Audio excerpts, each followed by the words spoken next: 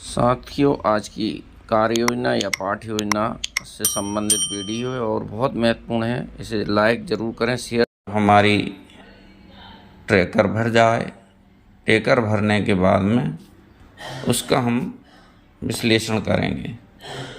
जैसे यहाँ पर ये मैं एक उदाहरण स्वरूप आपको बता रहा हूँ कि हमने अवलोकन किया, इसमें देखा कि कुछ 15 बच्चों में से कुछ नहीं बोल पा रहे। तो इनमें 1 2 3 4 5 ये 5 बच्चे जिनने कोशिश की, 1 2 3 4 5 ने कोशिश की और 5 सुना पाए,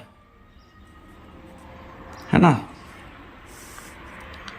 इसके बाद हम देखेंगे ध्वनि जागरूकता में। अभी मौखिक भाषा विकास में देखा तो 4 प्रश्न हैं। तो 4 प्रश्न करने वाले हो गए हमारे 1 2, इसमें 3 भी और 1 3। तो ये 3 हो गए हमारे स्वयं से कर पाते हैं, है ना। अब इसके बाद थोड़ी सी सहायता वाले हो जाते हैं 1 2, है ना। ये 2 हो जाते हैं स्वयं थोड़ी सी मदद से कर पाते हैं। और बाकी हमारे हो जाते हैं 1 2 3 4 5 6 7 8 9 10। ये हो गए हमारे। इन्हें अधिक सहयोग की आवश्यकता है, तो यानी स्वयं कर पाते हैं 3, थोड़ी सी मदद से कर पाते हैं 2, और जिन्हें अधिक आवश्यकता है वो हो गए 10। इसी तरह वर्ण, अब 13 वर्ण में 1 2 3 4 5 जो आधे से ज़्यादा कर पा रहे हैं, तो वो हो गए अपने 5। ये आ जाएंगे हमारे स्वयं से कर पाते। स्वयं से 13 वाले हो गए, 13 और 12 और 11 वाले, ये 4 बच्चे हो गए स्वयं से कर पाते। इस तरह अब इन्हें थोड़ी सी सहायता की ज़रूरत है, सहयोग वाले हैं। तो इसमें हो जाएंगे 1 और 1 2 3 4 5 6 7 8 9 और 10। ये 10 हो गए हमारे अधिक सहायता वाले।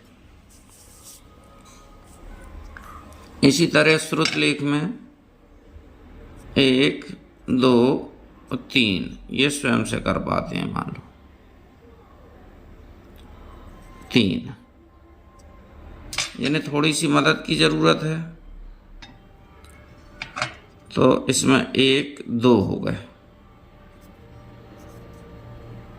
ये 2 हो गए। इसी तरह 1 2 3 4 5 6 7 7 8 9 और 10। ये 10 ऐसे हो गए जिनको अधिक आवश्यकता की ज़रूरत है ना। इन्हें अधिक सहयोग की। अब इस तरह हमने विश्लेषण कर लिया, इसमें से चिन्हित कर लिए कि हमारे अधिक आवश्यकता वाले बच्चे कितने। अब इसके बाद में हमारी कार्य योजना निर्माण पर चलते हैं। कार्य योजना या पाठ निर्माण हेतु दिशा निर्देश दिए गए हैं। प्रथम आवधिक आकलन अंदर पहले और दूसरे दिन दोनों कक्षाओं के सभी बच्चों का आकलन करने के बाद आकलन के परिणामों को गहराई से विश्लेषण कर तथा विश्लेषण के आधार पर कुछ कॉमन क्षेत्रों की पहचान कर जिसमें अधिकांश बच्चे कठिनाई महसूस कर रहे हैं, जैसे हो सकता है मौखिक भाषा में बच्चे चित्र को बारीकी से अवलोकन नहीं कर पा रहे हैं या चित्रों की घटनाओं का संबंध नहीं बना पा रहे हैं। ध्वनि जागरूकता कुछ विशेष ध्वनियों को नहीं पहचान पा रहा है। इसी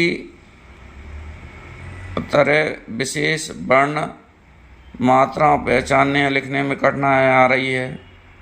वर्ण शब्दांशों को जोड़कर नहीं बना पा रहे हैं या शब्द अथवा वाक्य की हिब्जों में ही पढ़ रहे हैं। आकलन के परिणाम और विश्लेषण के आधार पर 3 समूह निर्मित होंगे। आपको बच्चों के स्तर अनुसार दिवस 3, 4, 5, 6 के लिए पाठ्य योजना बनाना है।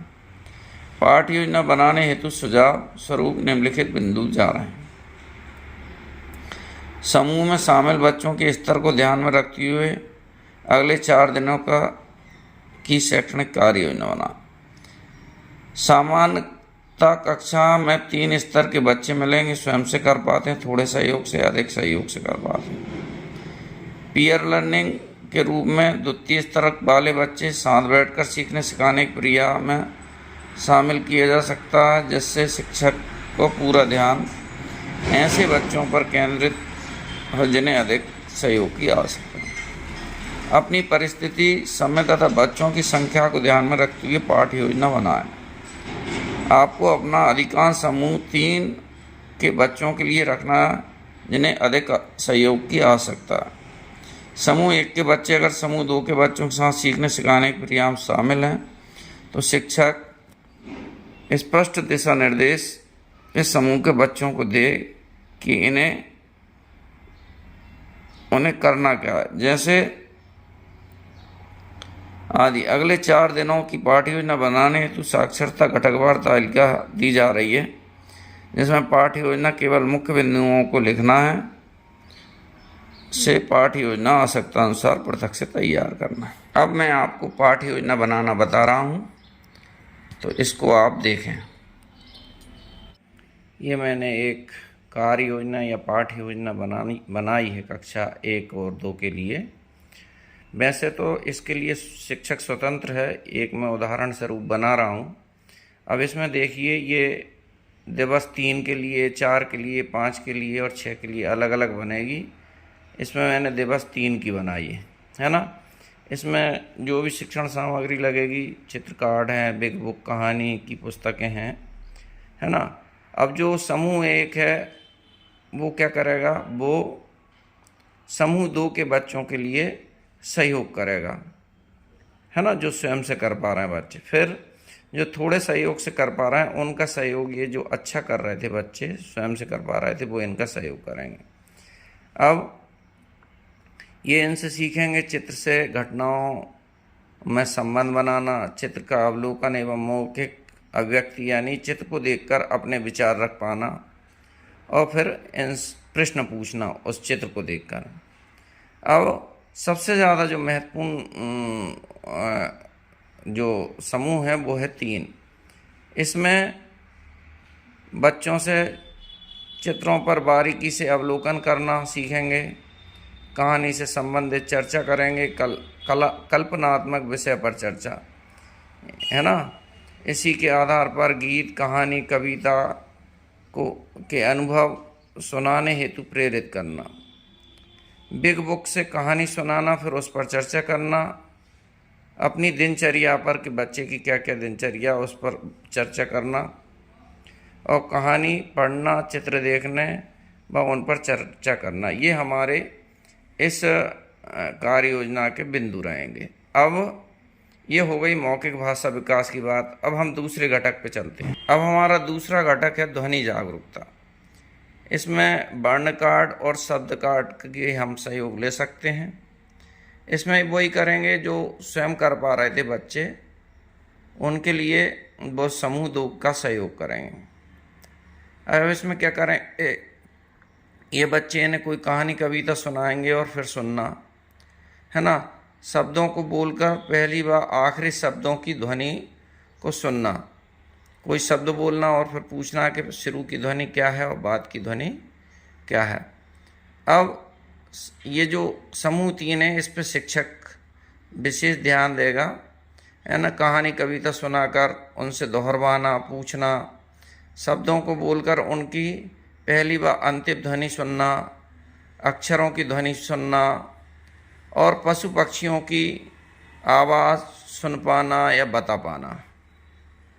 ये जो हरी पट्टी वाले समूह, इसमें कक्षा 1 व 2 के बच्चे, अगर हम बहुकक्षा शिक्षण पद्धति से या एक ही शिक्षक कक्षा 1-2 पढ़ा रहा है तो वो इन दोनों में कक्षा 1 व 2 के बच्चे सम्मिलित कर सकता है। अगर अलग अलग पढ़ा रहा है तो वो अलग अलग अपनी